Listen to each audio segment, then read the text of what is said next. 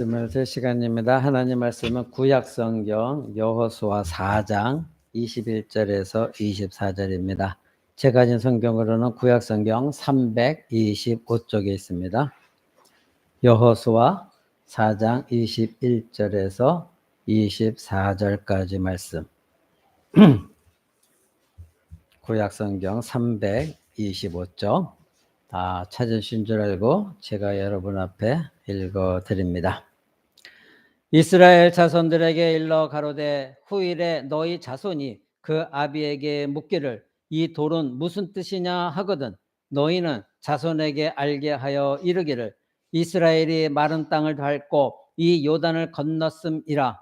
너희 하나님 여호와께서 요단물을 너희 앞에 마르게 하사 너희로 건너게 하신 것이 너희 하나님 여호와께서 우리 앞에 홍해를 말리시고 우리로 건너가게 하신과 같았나니 이는 땅의 모든 백성으로 여호와의 손이 능하심을 알게 하며 너희로 너희 하나님 여호와를 영원토록 경외하게 하려 하심이라 하라. 아멘. 이제 오늘 여러분에게 말씀드린 소제목은 내 자녀의 영적 책임을 지는 부모가 되자, 이 말씀의 제목을 가지고 함께 나누고자 합니다. 이제 2025년도가 시작되었습니다. 오늘이 첫 주일 예배입니다. 우리는 2024년도 마지막 주에 나를 불쌍히 여기소서라는 제목을 가지고 말씀을 들었습니다. 나를 불쌍히 여기시는 하나님은 내가 믿음으로 온전히 서 있고 그 하나님을 의지하고 하나님 백성답게 살도록 그렇게 살아갈 때에 언약 안에서 우리를 도우시는 하나님이시다. 이것을 여러분들이 지난 시간에 배웠습니다. 오늘날 우리들의 믿음이 과연 나의 자녀들에게 표징이 되어지는 믿음인가 우리는 살펴보아야 됩니다.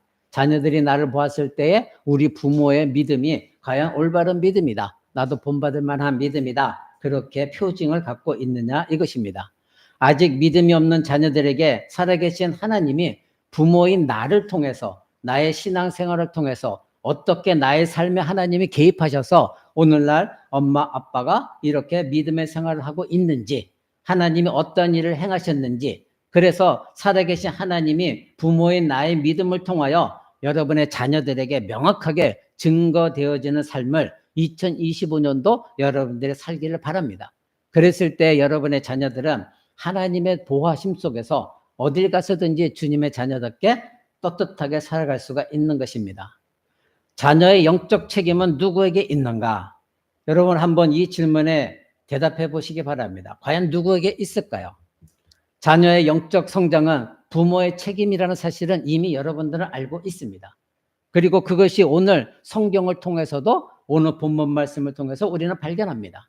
하나님은 부모가 하나님이 자신의 백성을 위해서 행하셨던 놀라운 일들을 자녀들에게 반드시 가르치라고 명령하십니다.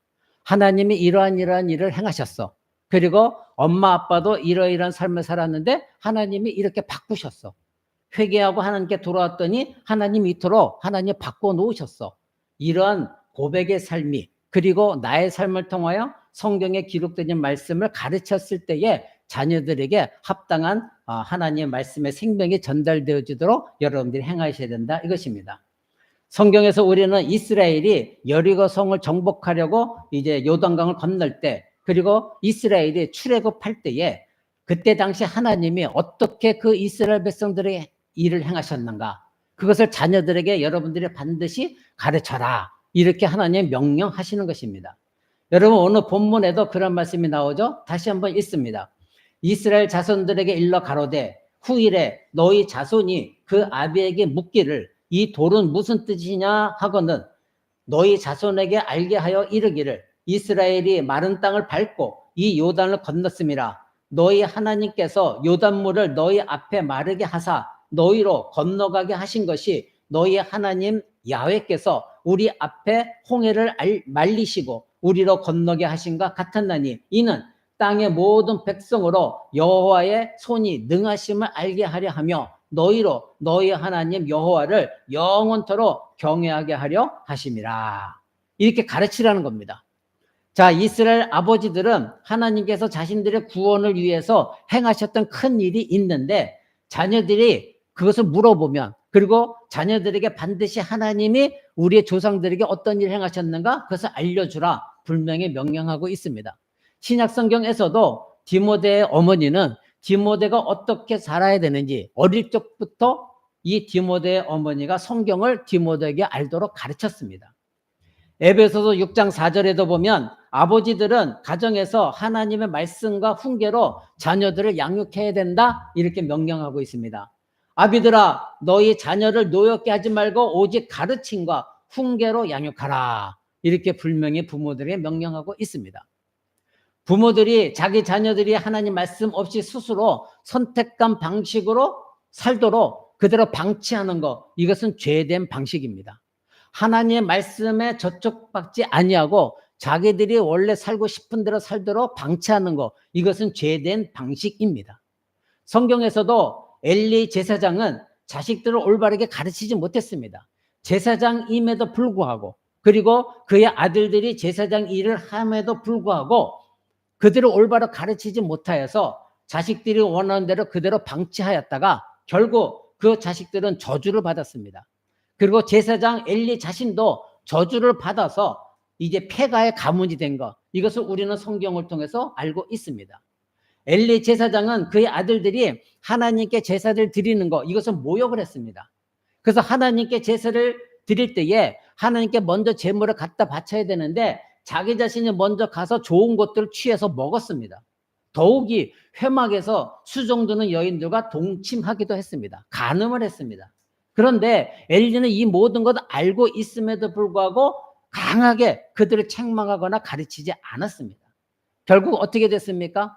이 엘리 제사장의 아들들이 홈리와 비나스는 전쟁터에서 여호와의 궤를 빼앗기고 전쟁터에서 죽임을 당했고, 이 소식을 전해들은 엘리는 그 소식을 듣고 의자에서 넘어져서 고개가 꺾여갖고 목이 부러져 죽었습니다. 부모는 하나님께서 자신들에게 선물로 주신 자녀들에게 어떤 가르침을 주고 어떤 믿음의 표징을 보여줬는지 이것을 하나님 앞에서 여러분이 답변하셔야 됩니다. 하나님, 내게 주신 자녀의 선물로 주신 이들에게 내가 이와 같이 말씀을 가르쳤고 이들 앞에서 이러한 믿음의 표징을 보여주었습니다. 답변할 수 있어야 됩니다. 믿음의 부모들은 그래서 자녀들에게 하나님의 말씀을 반드시 가르쳐야 됩니다. 부모는 하나님께서 주신 자녀들의 이 육체적인 성장, 육체적인 것만 돌볼 뿐만 아니라 영적인 성장도 부지런히 돌봐 주어야 됩니다. 왜냐하면 자녀들은 부모가 바로 하나님으로도 받은 기업이기 때문에 그렇습니다. 여러분의 유산입니다. 하나님이 주신 선물이에요. 근데 어떤 사람은 자기 자녀를 자기의 소유로 생각하고 또 어떤 사람은 자기 자녀가 잘 되면 나에게 어떤 보상이 있겠지 이런 마음으로 자녀들 대하기 때문에 하나님 말씀을 제대로 가르치지 못하는 겁니다. 하나님 앞에서 부모들은 자녀들이 하나님을 두려워하고 그리고 하나님을 알도록 끊임없이 양육해야 될 책임이 반드시 있습니다. 우리 코람대교회는 유아 세례를 받은 자녀가 아마 연우밖에 없을 것입니다. 그런데 연우가 유아 세례를 받을 때 부모는 목사님의 질문에 분명히 대답했을 것입니다. 목사가 이렇게 질문합니다. 그대들은 부모로서 이 아이가 성장함에 따라 그대들의 힘을 다하여 이 자녀를 성경의 말씀으로 교훈하고 교육하고 교육받게 하겠는가? 이런 질문을 반드시 하게 되어 있습니다. 그럴 때 아마 그 질문에 대답하고 서약을 했을 것입니다. 네, 그렇게 하겠습니다. 했을 것입니다. 그렇다면 과연 지금 그렇게 하고 있느냐 이것이죠. 사랑과의 약속이 아니라 하나님 앞에서 자녀들이 유아 세례를 받을 때 하나님 앞에서 약속을 한 것입니다. 성경을 가지고 교훈하고 교육하고 가르치고 교육받도록 하겠느냐? 네, 했기 때문에 유아 세례를 받았을 것입니다. 그러면 지금 그렇게 하고 있느냐 이것입니다. 신자인 우리가 어떻게 하나님의 언약 백성이 되어졌습니까? 바로 하나님의 은혜로 구원을 받아서 어두움의 나라에 있던 우리를 하나님의 나라로 옮겨주셨기 때문 아닙니까? 그러면 여러분의 자녀들도 하나님의 언약 아래에 있기 때문에 여러분은 자녀들을 끝까지 그리스도 안에서 그 자녀들을 바라봐야 됩니다. 예수 믿기 전 여러분들이 가졌던 그 죄된 본성, 그것을 우리 자녀들도 가지고 있다는 것을 알으셔야 돼요. 그래서 그 죄된 본성을 철저히 인식하고 그리스도 안에서 내가 가지고 있었던 그 죄된 본성이 우리의 자녀들에게도 나타나지고 있는 것을 끊임없이 발견하면서 그들을 양육하셔야 됩니다. 이거는 방법이 없어요. 여러분과 똑같은 삶을 살지 않기를 바라고 있는 부모라고 한다면 여러분들이 가지고 있던 죄된 본성이 자녀들에게서 나타나지 아니하도록 여러분들 끊임없이 가르쳐야 된다 이것입니다. 하나님의 언약 자녀들이 우리의 자녀들을 그리스도 안에서 본다는 것은 무엇입니까? 이것은 어떤 생각 속에서 바라보는 관념적인 것이 결코 아닙니다. 현실적인 것입니다. 우리의 자녀들이 지금부터 자신이 그리스도의 몸에 연합되어져 있는 존재다. 내가 예수 그리스도를 믿음으로 말미암아 나는 그리스도 한 몸이 되어졌다. 이것을 분명히 알 수 있도록 양육하고 가르쳐야 되는 거예요. 어떤 사람은 우리의 자녀들이 이해 못해요. 그러니까 아직은 가르칠 수 없어요. 여러분, 성경적으로 그거는 맞지 않는 말입니다. 이스라엘 백성들이 출애굽하고 나서 시내산의 앞에 모여서 하나님의 말씀을 받을 때에 그 자리에는 어린 아이들까지 다 포함되어 있었습니다. 하나님 말씀이 선포되질 때 어린 자녀라고 해서 빼지 않았습니다. 그 자리에 다 참석해서 들었습니다. 언약 백성들이었기 때문에. 그래서 그들이 이해하든 안 하든 하나님의 말씀은 그들 머리 위에 선포되어진 것입니다. 마찬가지입니다. 여러분의 자녀들도 어리기 때문에 못 알아들을 거야. 그것은 여러분의 핑계요. 여러분이 피할 길을 찾는 것이지 절대 그렇지 않습니다. 하나님은 영적으로 똑같이 우리 자녀들에게도 부어주신 선물이 있습니다. 사랑하는 성도 여러분, 가정에서 부모가 지속적으로 하나님 말씀과 하나님이 우리의 구원을 위해서 어떤 일을 행하셨는가 이것을 가르치고 부모가 먼저 한 발 앞서서 자녀들 앞에 믿음의 표징을 보여야 되는 것, 이것이 여러분의 본분입니다.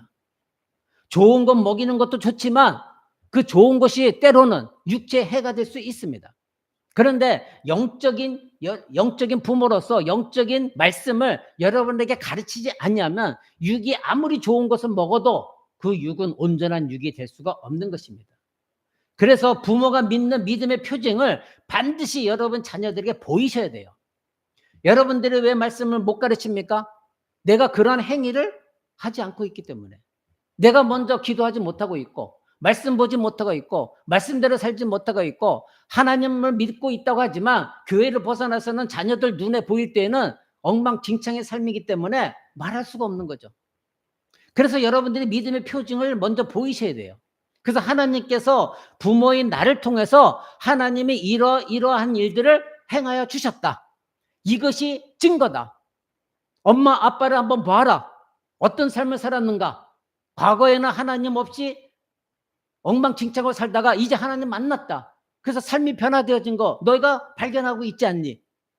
이제는 너희도 엄마 아빠처럼 변화되어지길 원한다. 가르쳐야 되는 거예요. 그래서 하나님을 만나야 된다. 사랑하는 성도 여러분, 하나님의 언약은 계승되어지는 것입니다. 부모가 하나님의 언약 백성이 되었다면 자녀 또한 하나님의 언약 아래 있는 것이에요. 이것은 계승되어져요. 그래서 부모가 경험한 그 하나님의 구원 사역, 그래서 하나님의 행하신 모든 것들은 자녀에게도 동일하게 적용되어지게 되어 있습니다. 그러려면 부지런히 하나님이 나에게 행하신 일들이 무엇인가를, 그래서 내가 왜 언약 백성이 되어졌고 너희는 엄마 아빠 때문에 왜 하나님 언약 자녀가 되어졌는가, 그것을 분명하게 가르쳐 주셔야 돼요. 그래서 여러분의 자녀들은 나는 이 세상에 있는 예수를 믿지 않는 친구들과 달리 나는 하나님의 자녀요 언약 백성이다, 이것을 분명히 인식하고 살아갈 수 있도록 하셔야 돼요. 근데 여러분들이 과연 그것을 그대로 하고 있느냐 이것입니다. 구약성경 신명기 6장 1절에 보면 이렇게 말씀하십니다. 이는 곧 너희 하나님 여호와께서 너희에게 가르치라고 명하신 명령과 규례와 법도라. 너희가 건너가서 차지할 땅에서 행할 것이니 곧 너와 네 아들과 네 손자들이 평생에 네 하나님 여호와를 경외하며 내가 너희에게 행한 그 모든 규례와 명령을 지키게 하려 하기 위한 것이다. 하나님은 끊임없이 이스라엘 백성들에게 하나님이 너희를 통하여 어떤 일을 행하셨는가? 그리고 하나님이 너희에게 무엇을 원하시는가? 이것을 끊임없이 가르치라고 명령하고 있습니다. 오늘 우리가 본문으로 읽은 여호수아 4장 21절 24절의 내용은 이스라엘 백성이 여리고성을 점령하기 위해서 요단강을 건널 때의 사건을 말하고 있습니다. 이스라엘은 광야에서 40년을 보낸 후에 가나안 땅에 들어갑니다. 우리는 이미 이스라엘이 출애굽할 때에 홍해가 갈라진 사건을 알고 있습니다. 그때와 마찬가지로 하나님은 이 이스라엘이 여리고성을 점령하러 갈 때에 앞에 가로막혀있는 요단강, 그 요단강을 건너려 할 때에 그 요단강 물이 끊어지도록 만드셔서 이스라엘이 마른 땅에 홍해를 건넌 것처럼 이 요단강도 마른 땅으로 만드셔서 그 강을 건너가게 하셨습니다. 이때 하나님은 여호수아에게 명령하신 내용이 4장 1절 3절입니다. 여러분 그 1절 3절 한번 보십시오. 그 모든 백성이 요단을 건너가기를 마침에 여호와께서 여호수아에게 말씀하여 이르시되 백성의 각 지파에 한 사람씩 12사람을 택하고 그들에게 명령하여 이르기를 요단 가운데 제사장들의 발에 굳게 선 그곳에서 돌 12를 택하여 그것을 가져다가 오늘 밤 너희가 유숙할 그곳에 두게 하라. 이렇게 명령하십니다. 자, 하나님께서는 여호수아에게 각 지파에서 한 사람씩 뽑아서 12명을 세우라고 했습니다. 그리고 요단강에 가갖고 각 지파별로 돌 하나씩 들고 와서 너희들이 머물고 있는 그곳에 두어라. 이렇게 말씀하시는 것이죠. 거기에 6절 7절 한번 보십시오. 이것이 너희 중에 표징이 되리라. 후일에 너희의 자손들이 물어 이르되 이 돌들은 무슨 뜻이냐 하거든 그들에게 이르기를 요단물이 여호와의 언약궤 앞에서 끊어졌나니 곧 언약궤가 요단을 건널 때에 요단물이 끊어졌으므로 이 돌들이 이스라엘 자손에게 영원히 기념이 되리라 하라 하니라. 아멘. 이렇게 말씀하고 있습니다. 자, 하나님께서 왜 이스라엘 각 지파별로 돌 하나씩 가져다가 그들이 머무는 곳에 가져다 두라고 하셨을까요? 그것은 요단강을 건널 때 먼저 하나님의 임재의 상징인 하나님의 언약궤가 이 요단강 물에 발을 내딛었을 때에 그 요단강 물이 끊어졌고 그래서 이스라엘 백성들은 안전하게 요단강의 마른 땅을 건넜기 때문에 영원토록 이것이 이스라엘 후손들에게 가르치고 기념하게 하라 하셨습니다. 하나님이 이토록 너희의 조상 이스라엘, 너희 부모 세대를 이토록 도우셨다. 놀라운 일들을 행하셨다. 홍해만 가르신 것이 아니라 요단강도 하나님 갈라주셨다. 이것을 가르치라는 겁니다.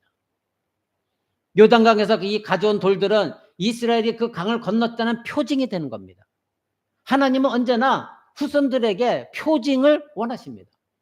여러분의 삶이, 여러분 삶 가운데 일어났던 일들이, 하나님이 도우셨던 일들이, 하나님이 함께 하셨던 역사가 여러분의 자녀들에게 표징이 되기를 원하십니다.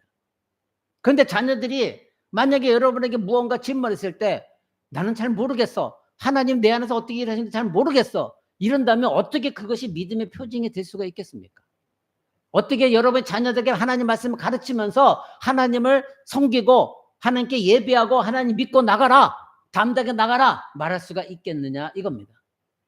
하나님은 이스라엘 백성들이 자자손손이 이 요단강에 세운 이 돌들을 볼 때마다 하나님께서 그들의 조상 이스라엘이 여리고성을 점령하러 갈 때에 이와 같이 하나님이 요단강물을 가르셔서 마른 땅을 건너가게 하셨다. 이토록 하나님은 살아계신 하나님이다. 이것을 알려주게 하신 것입니다. 그래서 돌들을 취하고 세워놓으라 말씀하셨습니다. 여호수아는 그래서 실제 이 하나님 말씀 그대로 이 일을 행한 것이 오늘 본문 말씀입니다. 제가 20절부터 다시 읽습니다.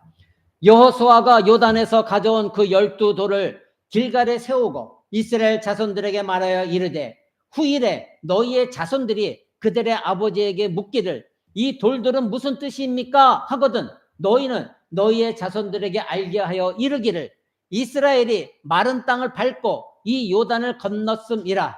너희의 하나님 여호와께서 요단물을 너희 앞에서 마르게 하사 너희를 건너게 하신 것이 너희의 하나님 여호와께서 우리 앞에 홍해를 말리시고 우리를 건너게 하신가 같았나니 이는 땅의 모든 백성에게 여호와의 손이 강하신 것을 알게 하며 너희가 너희 하나님 여호와를 항상 경외하게 하려 하심이라.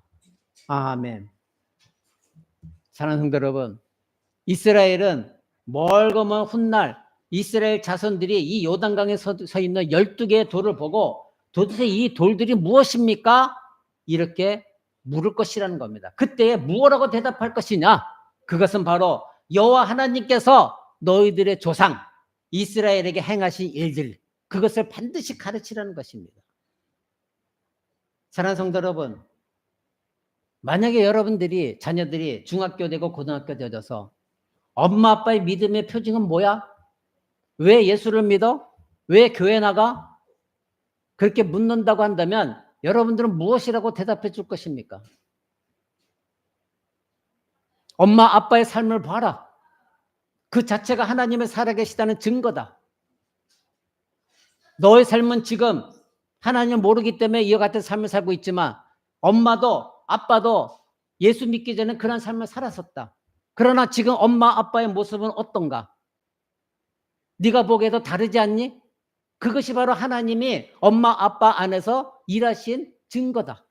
그러니 너도 엄마 아빠의 가르침을 받아서 하나님을 만나야 된다. 여러분 가르쳐야 될 거 아닙니까? 하나님께서는 이것을 위해서 이스라엘 백성들에게 12개 돌들을 취해서 길갈에 세워놓으라 이렇게 명령하신 것입니다. 결국 이 12개 돌들은 지금을 살아가는 하나님 백성들과 오래전에 여호와 하나님께서 자기 백성들을 구원하신 그 구원의 사건을 연결시켜주는 바로 도구입니다. 시간과 공간을 초월해서 그 돌을 바라볼 때마다 하나님께서 지금을 살아가는 우리에게도 우리 조상들에게 행하신 것과 똑같이 일을 하시는구나. 이것을 알게 해주는, 시간과 공간을 초월해서 하나님의 뜻을 발견하게 해주는 증거가 되어지는 것입니다. 그러니 여러분 삶 가운데 그런 표징이 있느냐 이것입니다.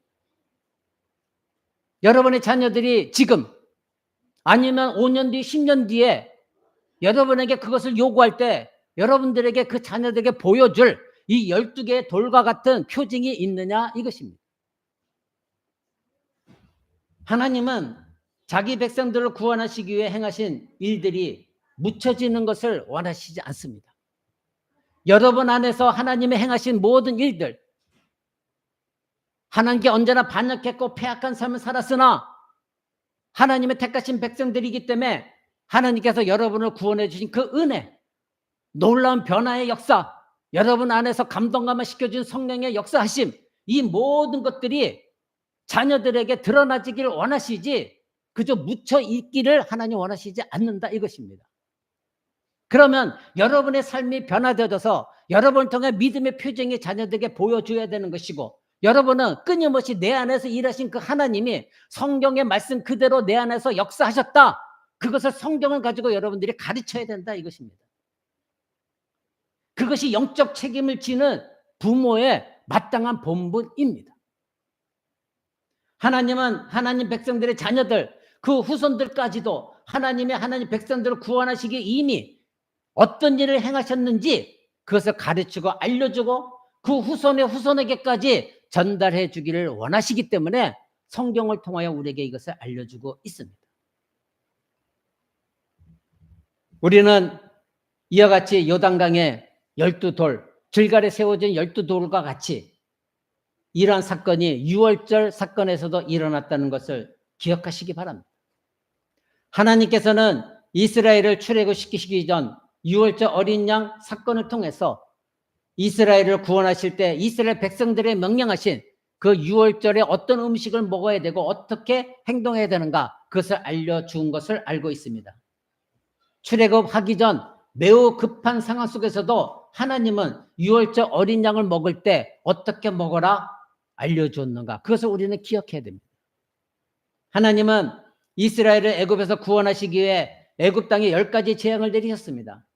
마지막 재앙은 어린 양을 잡아서 문설주에 바르라는 것이었습니다. 그때 하나님의 사자가 그 어린 양의 피를 보고 그 집의 집을 넘어가서 장자가 죽지 않냐고, 그 피가 있지 않는 곳에 장자는 다 죽임을 당했습니다. 짐승의 첫 새끼까지도 다 죽임을 당했습니다. 그러나 이스라엘 백성들은 유월절 어린 양의 피 아래 있었기 때문에 하나님의 이 죽음의 심판을 면할 수가 있었던 것입니다.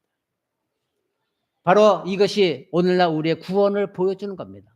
어린 양의 예표로 오신 우리 주 예수 그리스도, 실체로 오신 예수 그리스도, 그분이 십자가의 피를 흘리심으로 말미암아 저와 여러분들은 그 예수 그리스도 십자가 피 아래 있기 때문에 우리는 구원을 얻은 것입니다.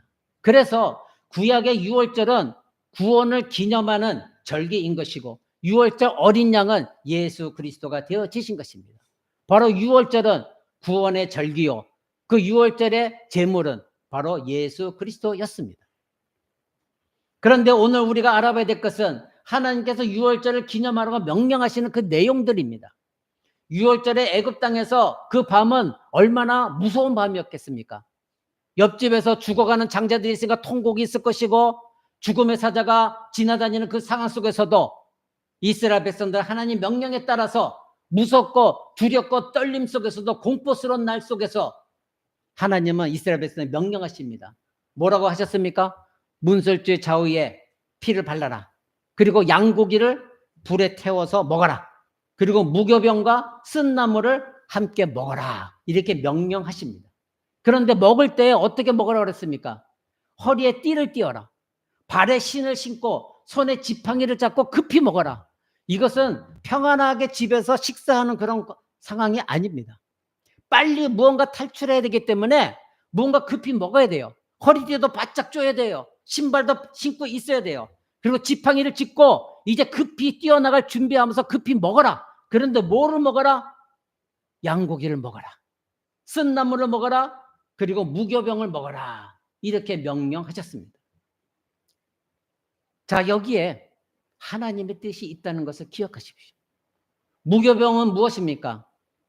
무교병은 빵을 만들 때, 떡을 만들 때 누룩을 넣어야 됩니다. 그런데 성경에서 이 누룩은 부패, 곧 죄를 상징하는 것입니다. 그러니 무교병은 이 누룩을 넣지 않은 떡을 말하는 겁니다. 그러니까 무교병을 먹을 때마다, 유월절 식사할 때마다 무교병을 먹는 행동은 바로 우리들이 어떠한 죄를 지었는가 그 죄를 상기시키는 그런 음식이었습니다. 그리고 쓴 나물은 애굽에서 이스라엘 살아왔던 노예의 삶을 살았던 그 쓰디쓴 삶, 그것을 상기시키는 것이었습니다. 하나님은 이스라엘이 애굽에 탈출할 그때에 유월절을 제정하시고 이스라엘 백성들이 영원히 유월절을 기념하라고 명령하셨기 때문에 지금도 그들은 유월절을 기념하고 있습니다. 그런데 그렇게 명령하신 이유는 장차 이스라엘 후손이 누구든지 막론하고 유월절 기간이 되면 가족들이 다 함께 모여서 식사를 하는데 무교병을 먹습니다.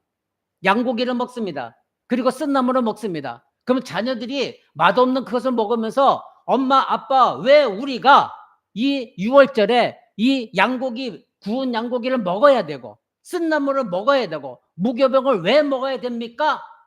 이렇게 물어보면 그때 부모들은 자녀들에게 하나님이 너희의 조상, 엄마, 아빠의 조상을 애굽 땅에서 어떻게 출애굽시키셨는가 그 이야기를 알려주라고 이 음식을 제정하신 거예요. 그만큼 하나님께서는 이스라엘 백성들에게 약속하신 그 모든 일들을 하나님이 행하셨는데 그 일들이 묻혀지기를 하나님 원하시지 않았습니다.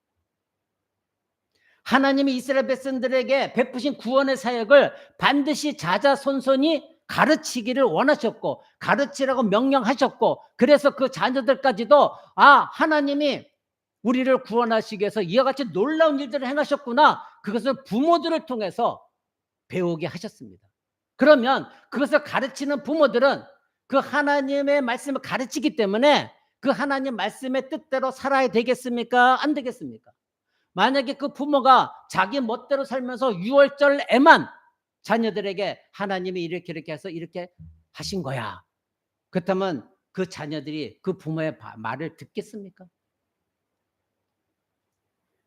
모든 이스라엘 사람들은 지금도 무교병과 이 쓴 나물 구운 양고기를 통해서 하나님의 구원을 잊지 않고 기억하고 있는 것입니다. 이 뜻은 무엇입니까? 여러분들은 매일매일 삶 가운데 예수 그리스도의 그 십자가 죽음을 기억하고 여러분의 자녀들에게 그 예수 그리스도의 십자가를 통한 구원의 역사에 대해서 알려주고 있습니까? 하나님의 구원하심은 인간의 관념 속에서 머물거나 전설적인 이야기가 그리고 비현실적인 세상 속의 이야기로 전락되어지는 것을 하나님이 원하지 않으십니다. 그 이야기는 전설적인 이야기가 아니라 우리의 생각 속에서 관념 속에서 머무는 이야기가 아니라 우리의 삶의 현실 속에서 실제 이루어진 일들이고 그리고 내가 직접 경험했고 내가 직접 만났다는 것을 증거해 보여지기를 하나님 원하시는 겁니다. 누구에게? 여러분의 자녀들에게.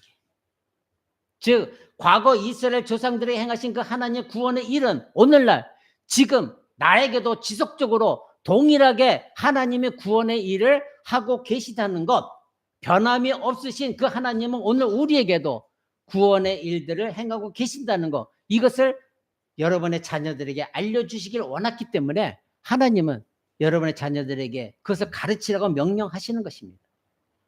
사랑하는 성도 여러분, 우리를 향한 하나님의 구원의 사역은 과거에 머물러 있는 사건이 아닙니다. 오늘 그리고 장래에도 우리들의 삶뿐만 아니라 여러분이 사랑하는 여러분의 자녀들 삶 가운데도 일어날 것이라는 것, 이것을 입증하는 수단으로 하나님의 구원의 역사를 가르치고 배우도록 하신 것이에요. 그러게 여러분들은 매일매일 여러분의 자녀들에게 내가 예수 그리스도를 만났고 변화되어졌고 내 안에서 하나님 어떻게 일하셨고 역사하셨고 그래서 내가 어떻게 경험을 했고 그런 일들이 사실이라는 것을 여러분의 삶 가운데 자녀들에게 믿음의 표징으로 보여주셔야 되는 것이고 그것이 실질적으로 성경을 가르치고 그 안에서 자녀들이 발견해 나가도록 하셔야 되는 거예요. 근데 여러분들은 여러분의 자녀들이 영어 한마디 더 하기를 원하고 수학 한 문제 더 풀기를 원하고 그것이 여러분들의 마음 아닙니까? 우리를 구원하신 하나님의 구원은 까마득히 먼 곳에 있지 않습니다. 우리의 구원은 바로 지금 이 시간에 우리들의 삶 가운데서 이루어지고 있는 것이고 경험되어지는 것이 되어져야 됩니다. 그래서 자녀들에게 엄마 아빠가 하나님의 살아계신 증거다. 그것을 보여줘야 돼요. 여러분 자신 있으십니까? 나중에 여러분의 자녀들이 더욱더 성장해서 중학교, 고등학교 됐을 때에 엄마 아빠의 믿음이 무엇이야? 나도 엄마 아빠의 믿음처럼 살고 싶어. 여러분 자신 있으십니까? 수학 문제 하나 더 푸는 게 중요한 것이 아니라 영어 단어 하나 더 외우는 것이 중요한 것이 아니라 여러분의 자녀가 여러분을 통하여 하나님이 우리 부모에게 어떤 일을 행하셨구나 이것을 경험하게 하는 것, 그리고 성경의 말씀이 이러이러하기 때문에 하나님이 살아계시고 지금도 일하고 계시고 내 안에 역사하시고 나를 돕고 계시는구나, 나와 함께 하시는 임마누엘이시구나, 이것을 그 아이들이 확신하도록 가르쳐야 되는 것, 이것이 더욱더 중요한 것이에요. 무엇을 만난 것을 먹일까, 좋은 것을 입힐까, 좋은 곳에 데려갈까, 이것이 중요한 것이 아니라 내 자녀의 영혼의 생명이 달려있는 문제입니다. 사랑하는 성도 여러분, 하나님은 지금도 일하고 계시고 특히 구원의 사역을 지금도 여러분의 자녀들 안에서 행하고 계십니다. 하나님은 하나님의 구원의 행위들을 이론이나 관념적으로 자녀들에게 알려지기를 원하지 않으셨고 오직 우리들의 삶 가운데 입증되기를 원하십니다. 여러분의 삶을 통하여 입증되기를 하나님은 간절히 원하십니다. 입만 살아있는 부모가 아니라 진정 삶을 통하여 보여주기를 하나님 원하십니다. 그러려면 자녀들의 부모가 먼저 올바른 믿음의 삶이 드러나줘야 되지 않겠습니까? 믿음의 표징이 있어야 되지 않겠습니까? 성경 말씀의 지식이 있어야 되지 않겠습니까? 우리 코람대원은 왜 새벽 기도 때마다 창세기를 자세하게 보고 있습니까? 요한복음 보다가 창세기를 보고 있습니다. 둘 다 굉장히 중요한 말씀들이 담겨져 있습니다. 여러분의 자녀들에게 끊임없이 가르쳐 주라고 요한복음도 같이 함께 봤고 창세기도 세세하게 알려주고 있습니다. 여러분의 자녀들이 학교 가면 지나론에 과학적인 사고방식에 빠져 있기 때문에 이 창세기에 나와 있는 하나님이 어떤 일을 행하셨는가를 알려주도록 여러분을 가르치고 있는데 과연 여러분들은 얼마나 관심을 가지고 그 말씀을 깊이 새겨 듣고 그것을 자녀들에게 알려주고 있습니까?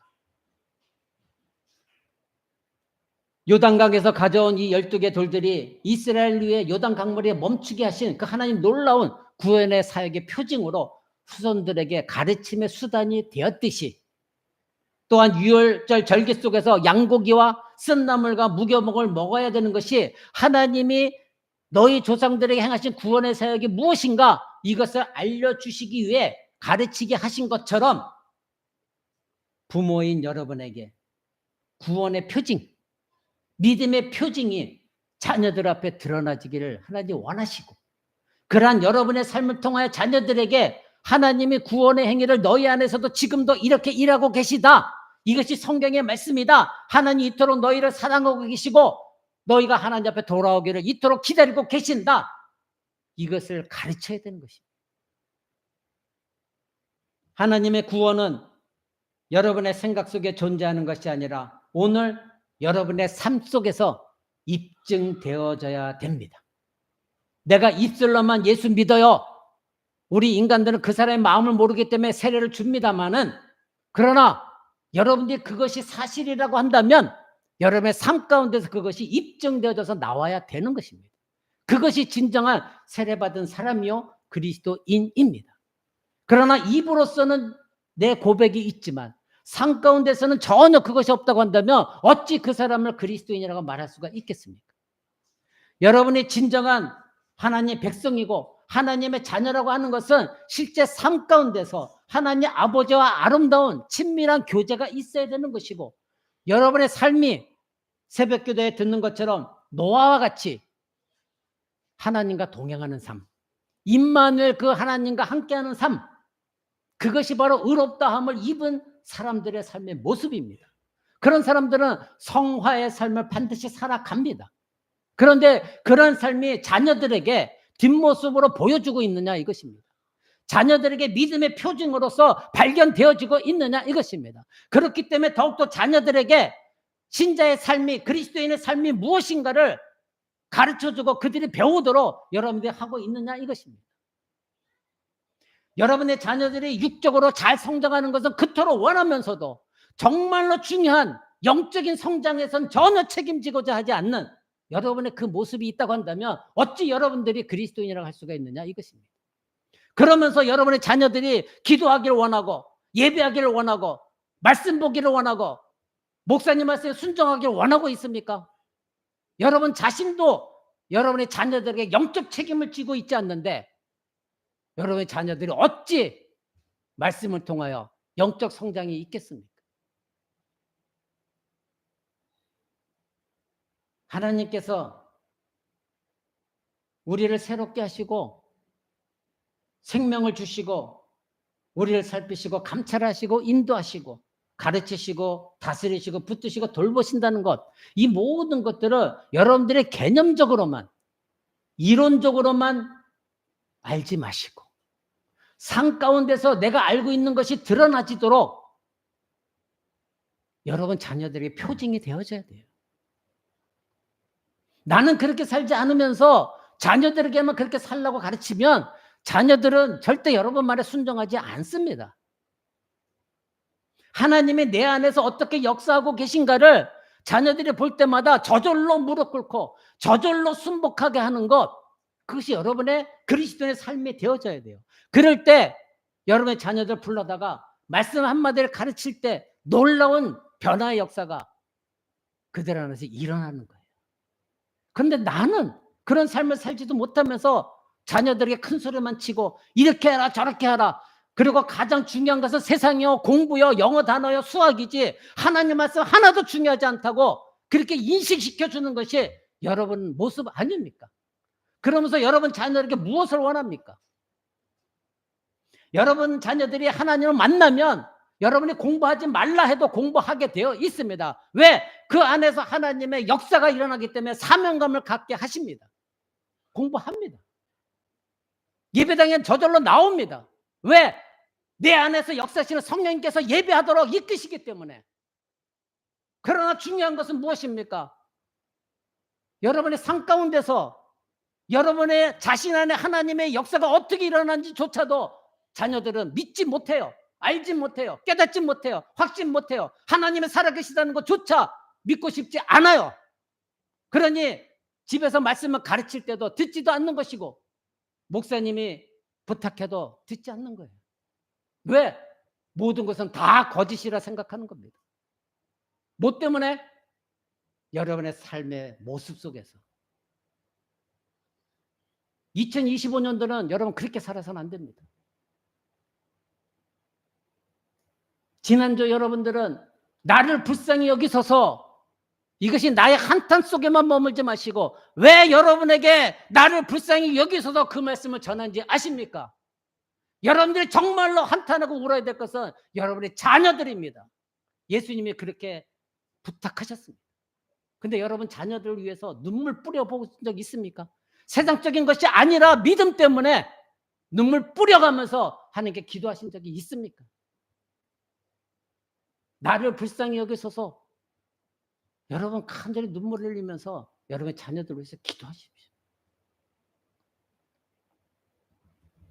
히브리서 11장은 믿음장이라고 합니다. 근데 이 히브리서 11장 믿음장이 우리에게 말해주는 것은 무엇입니까? 바로 믿음은 입증되는 것이다, 이것입니다. 믿음은 입증되는 것이다. 히브리서 11장에 나오는 수많은 믿음의 선지들은 그들의 삶을 통하여 자기 자신들이 어떤 믿음을 가지고 있었는가를 입증하였습니다.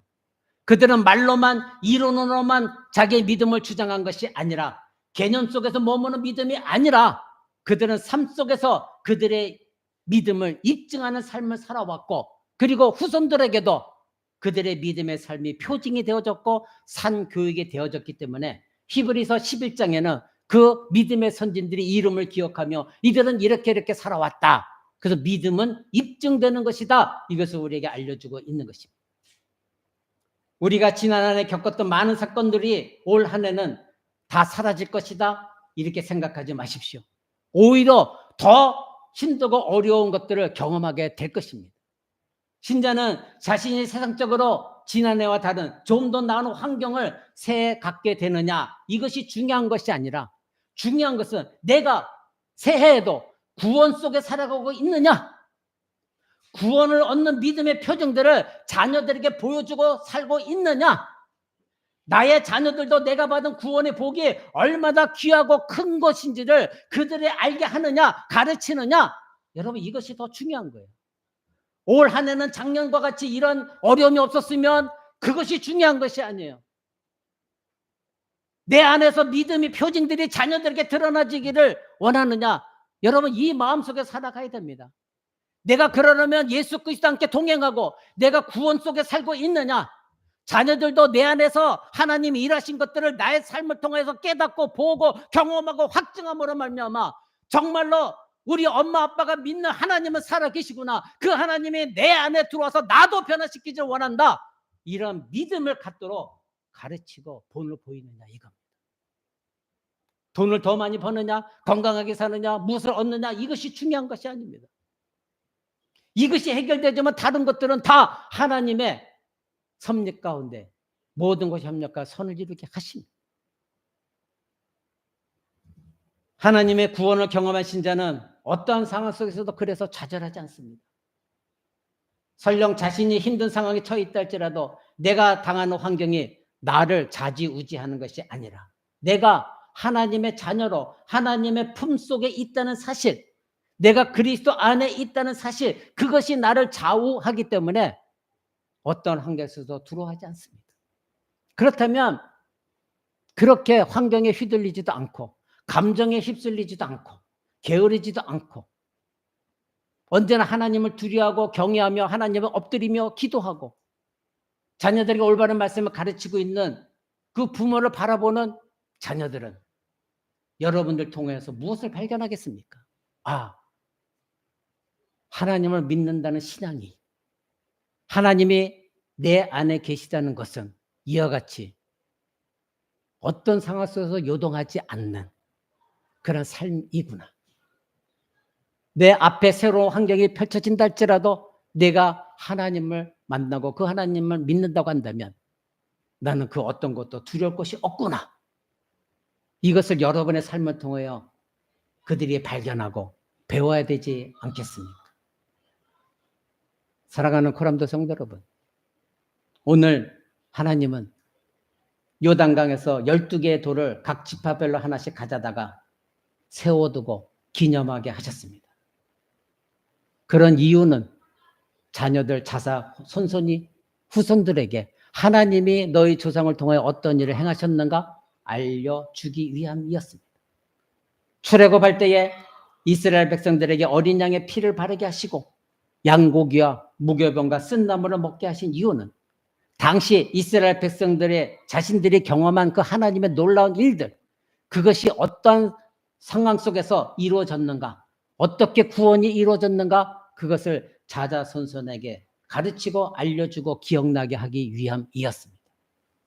왜냐하면 그 후손들도 하나님의 언약 아래에 있었고 언약의 자손들이었기 때문에 그렇습니다. 여러분은 하나님의 백성입니다. 하나님과 언약을 맺었습니다. 그 언약은 계승되어져서 여러분의 사랑하는 자녀들 언약의 자손이 되었습니다. 그렇다면 여러분이 가지고 있는 길갈의 12돌은 무엇입니까? 여러분 속에 가지고 있는 쓴나물과 무교병은 무엇입니까? 여러분의 자녀들에게 표징으로 보여줄, 가르쳐줄, 내 안에서 하나님이 이렇게 역사하셨고 일하셨다. 그래서 내가 구원을 얻었다. 그래서 내 안에 이렇게 기쁨이 있고 감사가 있다. 비록 힘들지만 나는 하늘의 소망을 품고 살아간다. 보여줄 표징이 무엇입니까? 그리고 하나님의 말씀을 내가 먼저 배우고 그 말씀을 자녀들에게 끊임없이 가르쳐주고 있습니까? 오늘 말씀 제목은 자녀들의 영적 책임은 여러분에게 있다 이것입니다. 부모에게 있다 이것입니다. 올 한 해 2025년도 이것을 절대 잊지 않고 살아가는 여러분 되시기 바랍니다. 나를 불쌍히 여기소서는 현재 나의 당한 고난만이 아니라 하나님 나를 불쌍히 여기셔서 우리의 자녀들 그들에게 나의 믿음의 표정을 보일 수 있도록 나를 붙들어 주시고 더욱더 내가 하나님 말씀을 깨달아서 우리 자녀들에게 온전한 말씀을 가르치도록 나를 불쌍히 여기시고 우리의 자녀들을 불쌍히 여겨 주옵소서. 그런 기도 속에서 여러분 자녀들의 영적 책임을 지는 2025년도 한 해가 되시기를 주 예수 그리스도의 이름으로 축원을 드립니다. 우리 같이 기도합니다.